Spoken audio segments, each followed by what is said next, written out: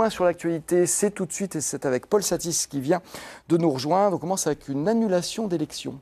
Oui, c'est un vrai coup de tonnerre. Vénissieux, 6e ville de la région Rhône-Alpes, 3e ville de l'agglomération lyonnaise, n'a plus ni conseil municipal ni maire. Le Conseil d'État a confirmé hier l'annulation de l'élection municipale de mars 2014 et qu'avait remporté la maire sortante communiste Michèle Picard.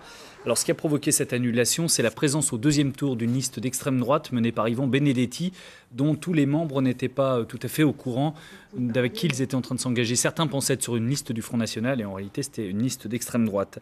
Donc, on va refaire des élections à Vénissieux vraisemblablement au mois de mars. La date n'est pas encore fixée et dans un contexte politique très tendu. À gauche, des divisions entre les communistes et les socialistes.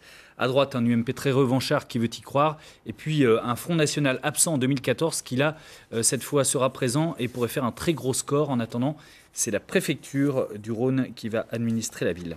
Voilà, et puis on continue avec le succès d'un fromage. Oui, Alain, je sais que vous êtes un grand fan de la fourme de Montbrison, dont la consommation, c'est vrai en plus. Dont la consommation vous vaut cette allure d'éternel jeune homme.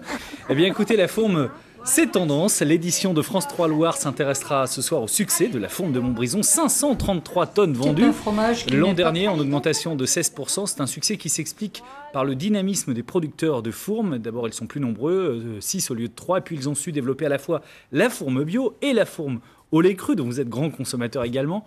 Le passage en appellation d'origine protégée y est aussi pour beaucoup dans le succès de ce produit du terroir ligérien.